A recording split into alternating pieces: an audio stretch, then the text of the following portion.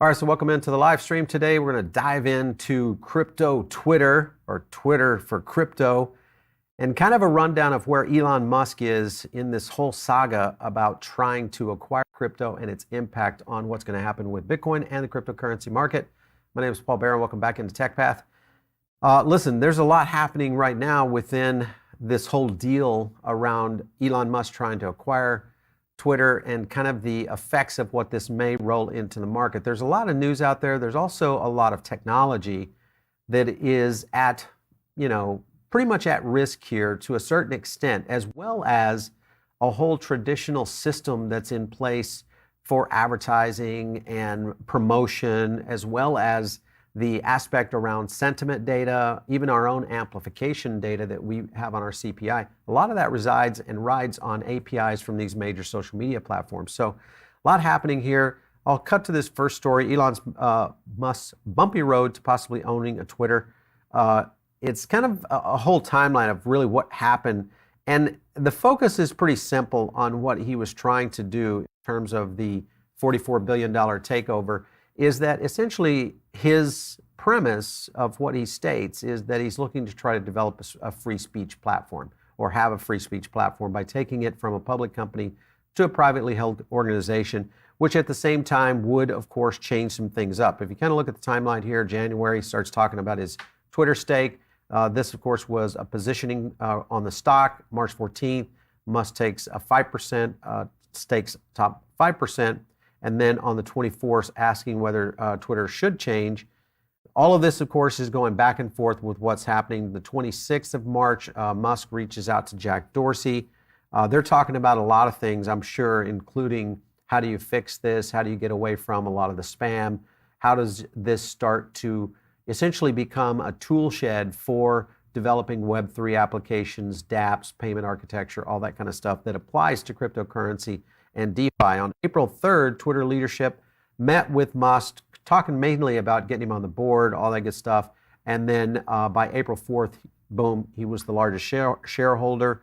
April 5th, he agreed to join the board, and then he ditches the board. And I'm not sure if it was because of a finding or because he felt like there would be a lot of restrictions for him to, act more autonomously around the negotiation aspect, if maybe that was his plan all along. And then finally on April 14th, he offered to buy Twitter and unlock his potential. And of course, the poison pill was the scenario that the board was considering, which really kind of puts you in a position, if as a board, if you guys understand how boards work, it's pretty simple. You have a fiduciary responsibility to your investors, more so than anyway, even more so than your customers. And the fiduciary responsibility is to make sure that you're acting on behalf of those investors, in this particular case, a publicly traded company. So all offers, things like that are being tendered, legal issues, major issues within the organization, loss of customers, all those kind of things have to be applied through the board. So the board makes a lot of the decisions. And in most cases, unless they're super voting shares and things of that nature, like you have over at Facebook or Meta, then the board pretty much does control the actions of how things are managed. So a lot has kind of attested to the point of where this was going. One thing, though, that really came out of this was this story here, and this Twitter kind of turns the tables, saying, listen, if you're thinking about backing out of the deal, we're going to go in and force the merger.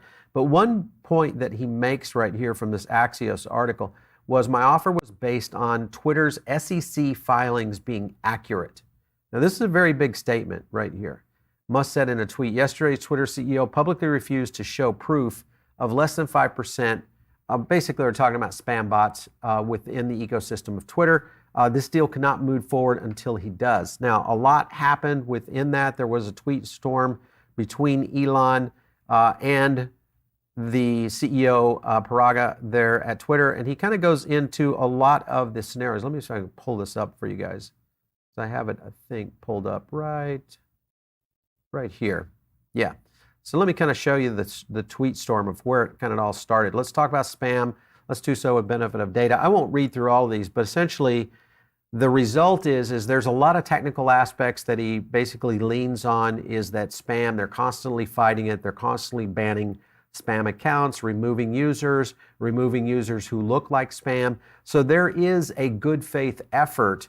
If you look at the way he structures this, which is very legalistic, meaning he has consulted his attorneys on how to basically address this. Some final context: fighting spam is incredible dynamic. Very interesting word. The adversaries, their goals, tactics evolve constantly. And again, that is not necessarily the question that is being posed by Elon. Elon's simply asking, what's the percentage of spam bots? What's the percentage of fake accounts?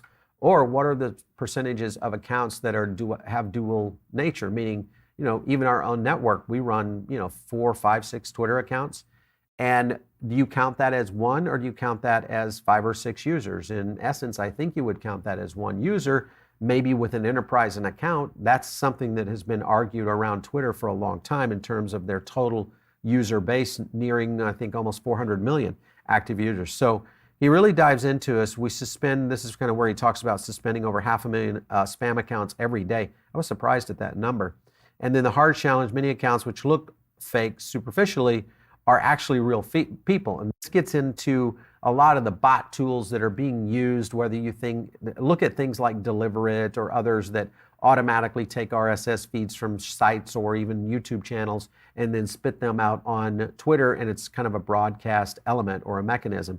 And to the most part, that's kind of what Twitter was meant for, was a bullhorn. And I think to a certain extent, it has achieved that over time. The question really boils down into how do they catch and fight the spam issues that often can start to really shift and affect a lot of other things, especially like what we saw in the last election. We saw social media play a role in that. And I think this is where Elon is kind of driving in. What he ends up, of course, this was kind of the one tweet that pretty much after all of that, he just simply responds with a poop emoji. But the point being, his question was simple: how do advertisers know what they're getting for their money? This is a fundamental to the financial health of Twitter.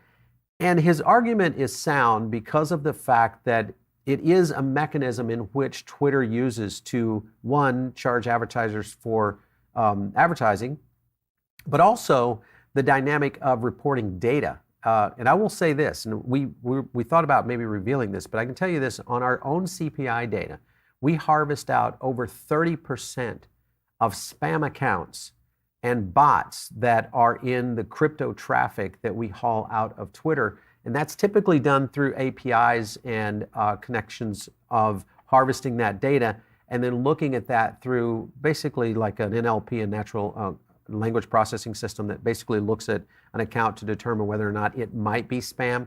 But over 30% of the data that we look at is spam. Now that's guaranteed. Sure, it's a small micro portion of what Twitter does, but crypto is a big category within Twitter, has a lot of connecting points to Twitter or to crypto.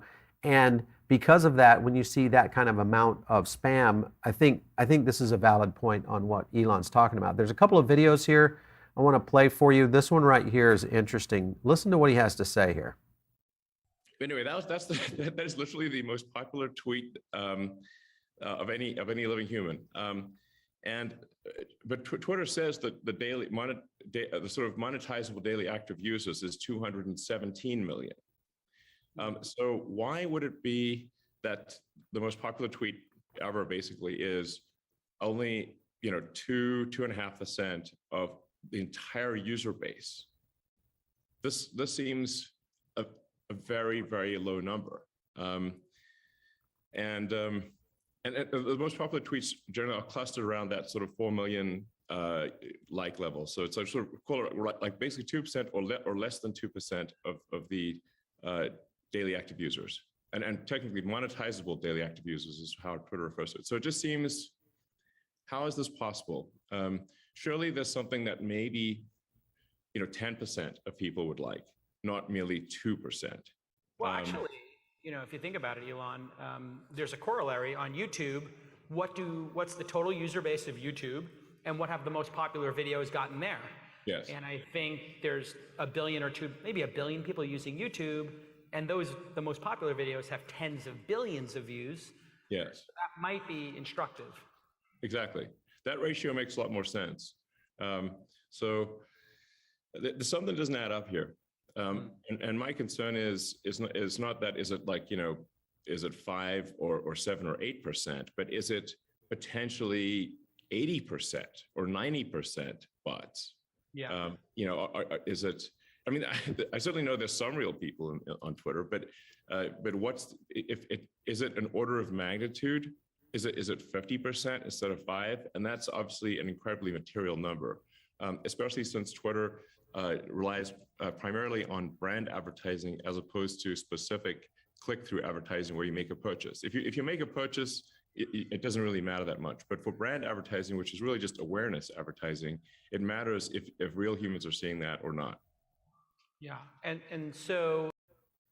All right, so what he's talking about there, and there is a little bit within that if you read between the lines and understand the technical aspects of how this can affect, and how does all this affect Bitcoin is the question, is when you look at the major platform in which data and news and information is disseminated into a community that primarily drives off of what others are doing. Remember, that's how cryptocurrency moves in terms of dollar volume. We're talking about just price action. It's all based on sentiment. It's the Metcalfe's law effect around how growth occurs around somebody that's talking about something. It's kind of the water cooler effect that many people have talked about around social media for a long time. But when you're going into a scenario like what Elon's dealing with, where, hey, listen, I want to buy the company, we're going to restructure it. Maybe there's an opportunity here to plug in crypto and make this all work together in unison, but I need to know what the real numbers are. The fact that they're sidestepping it is a little bit of a red flag. The second factor is kind of, I mean, this is the guy that has built, he's repopulating the planet with electric cars, building rockets to Mars. I kind of think he probably knew this going in. That would at least be my argument against.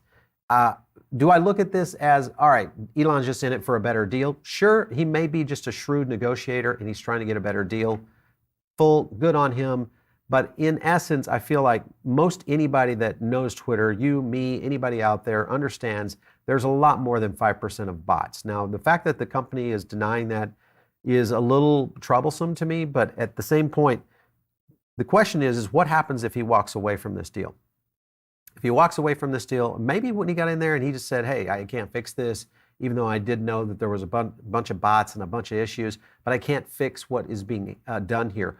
Or did he use it as a way to gain access and be able to try to understand where Twitter was going from a strategic standpoint? I don't know that any of that would have really taken place, but the point being is if he walks away from this one hurts Twitter.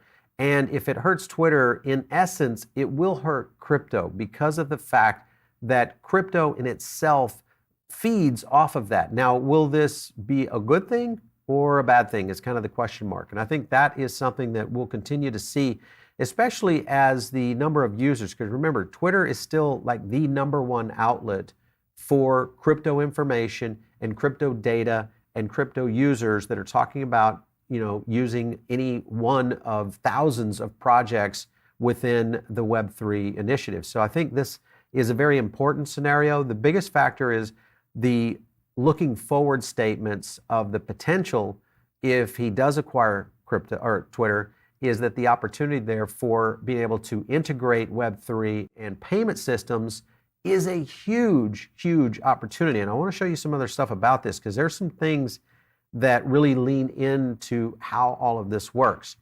Just as a reminder, our own sponsor today, of course, is Crypto Power Index. If you guys have not had a chance to check this one out, it's our own tool that we use on sentiment and data analytics. We look across 6 different platforms out there, including Twitter, and haul in data and then measure that from a sentiment and amplification standpoint on a variety of projects, over 7,000 projects.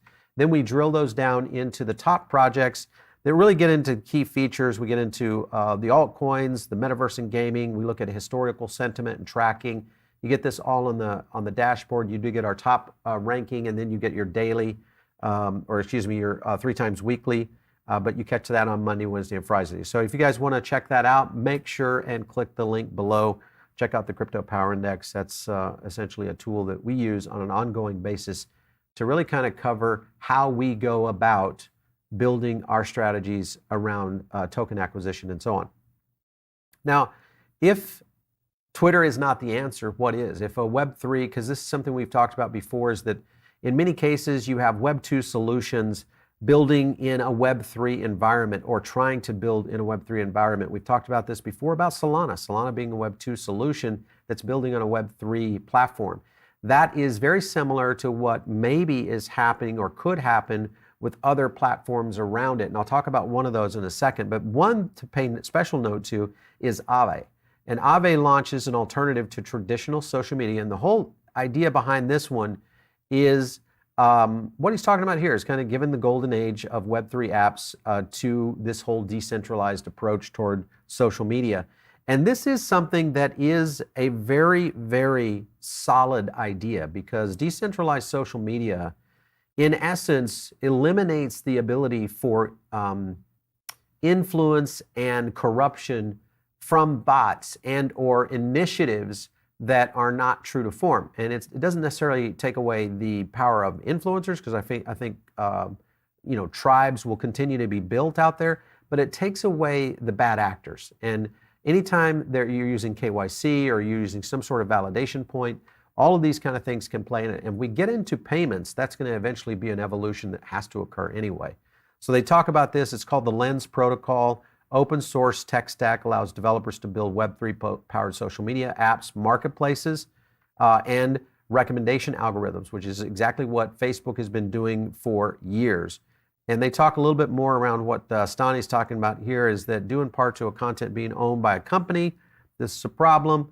Even the scenario that Elon's going through right now kind of presents itself as a very interesting situation around decentralized. Now, could he come in, purchase this, and take it into a decentralized operation, maybe flip it to a DAO or do something of that nature? Once you're private, you can kind of do what you want. And that may have been his plan all along. We just don't know because there hasn't been a roadmap. I think right now we're dealing with some scenarios of just getting through the deal itself. Now, a lot of people say, well, hey, this has been around for quite some time. Mastodon is a good example. It's time to leave Twitter for Mastodon, an open source social network. You guys have heard me talk about Mastodon here before. It's a federated media platform that has been out there for about the last 5-6 years. And it's one that has not necessarily grown that much. There is a little bit of growth here. They had, within Mastodon, it says when Mr. Musk announced the deal, Mastodon gained more than 30,000 new users in a single day.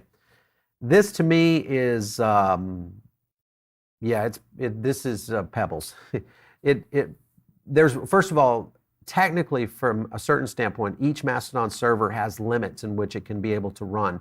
And within those limits, I think it's a 10,000 user limit. There are a lot of challenges that you face within a federated model because it is kind of a node network model. But the idea is that you could spin up a node or a server pretty much on any topic, subject matter, start to allow users in, then connect those servers to other, and now you have a federated media platform.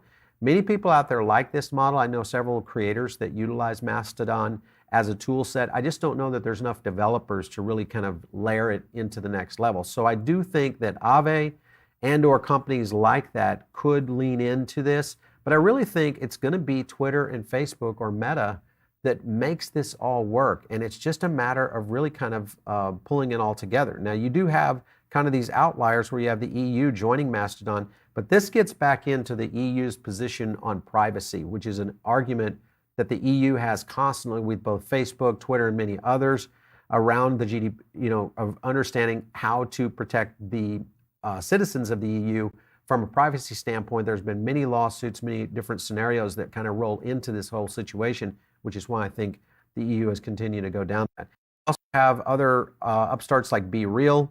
This one right here, Are We Ever Authentically Ourselves on the Internet? This is a new anti-Instagram, Be Real. And they've been growing. Again, this one here is just another app and platform that is really designed to kind of reposition. And my anticipation is that we are going to see a new Web3 version. And crypto is going to be at the center of it. So all of how crypto is going to be reacting to how social media is going to be done will have a very big impact on not only Bitcoin and ETH, but many of the others out there that really kind of lean into utilizing crypto to get information, or utilizing social media to get information out there on the market, for sure. The other thing I wanted to kind of showcase here was this piece right here. It's just another article on Be Real growing on their users. And it could be another Instagram. This could be one of those things like Kevin Systrom when he built Instagram and his whole point of selling it for $1 billion. Can you imagine selling Instagram for $1 billion? 1 billion is what it was sold for. And now it's worth 10x of that, 12x of that.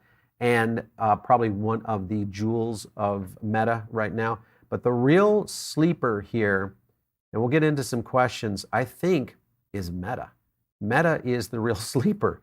And they're filing 5 trademark applications for MetaPay, teasing this. I've talked about this a little bit before, teasing crypto and digital payment platforms to be integrated into this. If this pulls off, and we have this scenario occurring between Elon and Twitter, which is only sucking up air from a development standpoint, sucking up air from a potential operational, shift standpoint that can help this, Twitter, the platform, move to the next level and start doing something that's meaningful and worthwhile in helping people in cryptocurrency. Meta's going to sneak in here and steal the bread. And it is very interesting. You look at the things they highlight right here. Described as MetaPay, financial trades and exchange of digital currency, virtual currency, cryptocurrency, digital and blockchain assets, digital tokens, and crypto tokens. All of this filed in a trademark application just here a few days ago.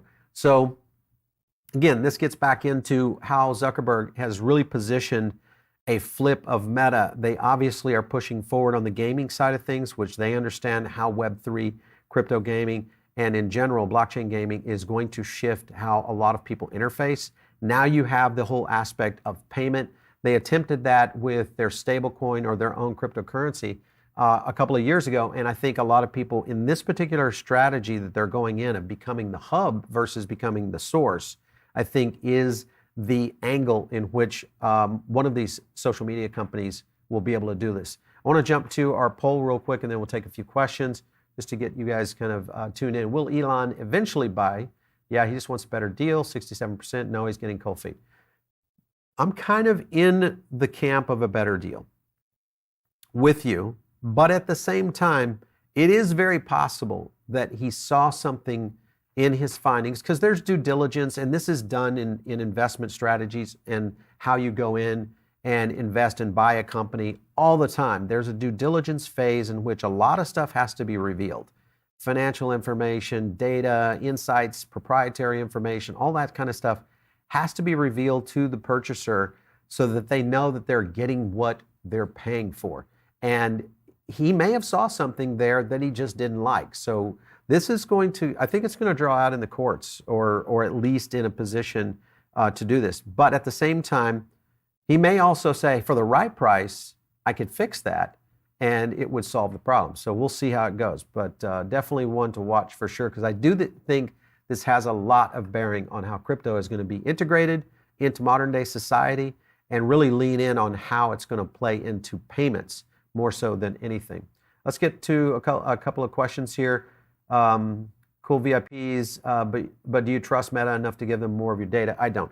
Okay, so I'm in and out on Facebook or Meta. I don't necessarily trust them. My question is, have they learned their lesson? Probably not. But if there is a solution that starts to make it in a decentralized manner, and they do understand that Web3 is the route to take here, they may be putting themselves in a position where data is less and less theirs. So from a blockchain standpoint, that's kind of the framework. If they centralize, then it's a problem. And I think it will be just an issue of adoption. People just won't, because we're just too savvy. We know enough about what's going on there. So they know that, and I'm sure they understand this, of how that's going to play out that. Let's go into Iman. He wants to charge for Twitter. People don't want to pay, and he won't make money. Okay, so there is a service right now. It's called Twitter Blue that they already charge for. There's some benefits that you get.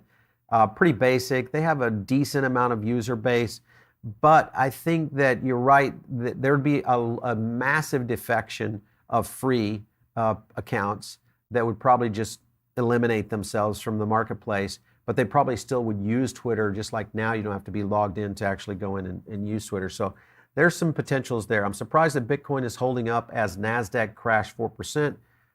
Listen, I think Bitcoin continues to be very resilient in these times, especially with all the things that are happening. Because if you just think about everything that's happened just in the last 3 or 4 months, the amount of FUD, including just this old Twitter situation, because everybody knows and understands how closely Elon is connected to our community. It's going to be interesting to kind of see. But I would say if we can get some decoupling at all, there could be something very special in the wings for what's happened. 7 else. It wasn't crashing crypto at this point. I wish I'd never heard of this sector. Okay. I would totally support a social public square like Twitter. The bottom line is everyone must be verified. You know, this is a hard one. I'm in agreement with KYC. If you're out there spouting stuff, you should do it. In fact, when I joined Twitter in 2007, I joined under my real name, and I always had my real profile photo, and I've never changed that. And I feel like that keeps me honest, in the sense I would never say anything I wouldn't say to your face. I would never do anything that would hurt me or my brand or our companies. And I think that's just the way that open societies should react anyway. So, you know, sure, anonymity for safety purposes, political situations, those kind of things, yes, they play into it. But at the end of the day, at some point, people need to know who those people are. So I kind of agree to a certain extent with that. Which social media platform do you think will become the first Web3? I think it's one we haven't seen yet. I think maybe it is an Aave that starts to look in this, or one of the dApps that build within it. But I think we have not seen it yet. It's still early days, and it's so early. I think, remember, Twitter spun up in a very short period of time between the time they were Odeo to the time they became Twitter and figured out what RSS posting was to short messaging, was about 18 months. So they were able to do it. Now, it took a long time for them to accelerate growth, but I think it's different now, because when you plug in crypto to Web3, you're talking about money here. Now it changes dynamics quickly because the adoption curve just really takes off. Paul, will Veracity be an option here? Veracity we've looked at several times. I just don't know that Veracity has enough power in terms of community and developer growth. I would love to get the Veracity team on here. So if you know them, tweet them out there. Put it out there. Just say, hey, we'd love to get Veracity. If you're a Veracity follower, just say, hey, tag me and the Veracity team. Get on Paul's show. We would definitely invite them over to talk about it, because I'd like to know how you can build on, because you're going to need an army of developers to really make this something that can move quickly and into the space in a way that it makes sense. JB Atlanta, it's way more than 5%. Totally agree. And like I said earlier, I think Elon knows that. Everybody kind of knows that. Now, they're not stating that, but they can't state that now. They're backed into a corner, because if they state something beyond that, they've made a false claim in their SEC filings and would have to correct that, hence stock price, hence valuation to advertisers. All those kind of things start to spill in. Some people saying Bitcoin to go down a lot more. How much can altcoins go down? We're following this right now. We'll tell you right now on the CPI that we just dropped today, that the market is still trending down on most, if not all, major alts. We just added a new token. Chainlink got added to the CPI. We've got more coming. So if you have a token that you're interested in adding to the CPI, just drop it in the comments. What that means is we're tracking it on a more definitive basis. We don't look at it every once in a while. We look at it every other day on a Monday, Wednesday, Friday, and we drop those social data points to you guys. Joka, let's see here. Are the current blue chips going to be replaced by new projects in the next bull run? That's a good question. There's a few blue chip. I mean, if you think of Luna as a blue chip already, one is down and it will be replaced. I think there are a handful of other layer ones that could go down. And I think there are even maybe some layer twos that could run into trouble and maybe not make it. It's kind of like having enough runway in terms of funding. There's a kind of a magical dance you have to do when you're a startup, and even still in a decentralized world, money still makes the machine run. So a lot of that is going to fly into the face, I think, of where we go into it. So it's very important to watch, as I've said over the last couple of shows, is now is the time that you level up on education, level up on keeping up with the market, because it's going to position you to be able to be ahead of the curve about the late adopters, and not really late adopters, but the next level of adopters that come in. They have to learn everything that you're learning today. And you can start making very more informed decisions on how those projects, for instance, you may know more about Cardano, may know more about Solana and its history, all those kind of things. So it helps you guys really kind of grow to the next level. Why doesn't Elon just create a new blockchain social media platform? You know, he kind of alluded to that in the All In podcast that we cut those clips from. He did talk about that, is that the question came, I think, from Chamath, and they just simply said, hey, why not just, rebuild? And he actually said, well, it's possible that could be something. My question would be is why? You are building an electric car revolution. You built a building 3 times the size of the Pentagon. You've got to manufacture these vehicles at an ongoing breakneck pace. You're building rockets to Mars. How do you have time for something like this? Not granted, the guy's superhuman, but still, we're talking about building the frontier of the next financial revolution that will be connected to how decentralized social media will become such a big part of this. So it's a very important position. It's probably the most important outside of Web3 in its entirety. It's probably one of the most important components within the future of Web3, and that's social. There's a lot of celebrities that will lose a good amount of traction and followers. This is an argument we had earlier today in our crypto pit, is that, yeah, this is a start over point, but I think to a certain extent, if you had the right amount of influencers within each sector, it'd be kind of like a Noah's Ark type scenario. You take the best of the best, you move them onto that platform. In some cases, they will follow. And this has been done before with a handful of major creators. Rogan, of course, did it with Spotify. Most of his audience came across, even though he was still lost a large amount of audience because of his defection away from YouTube as the original position.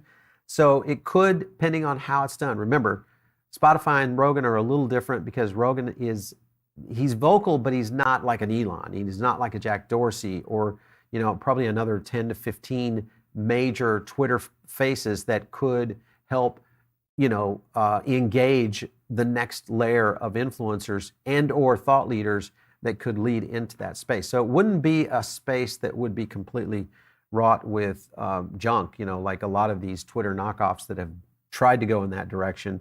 I think this would be a little different scenario. But it'd be interesting because Elon's framework of political position is kind of moderate. To me, it looks a little more moderate right.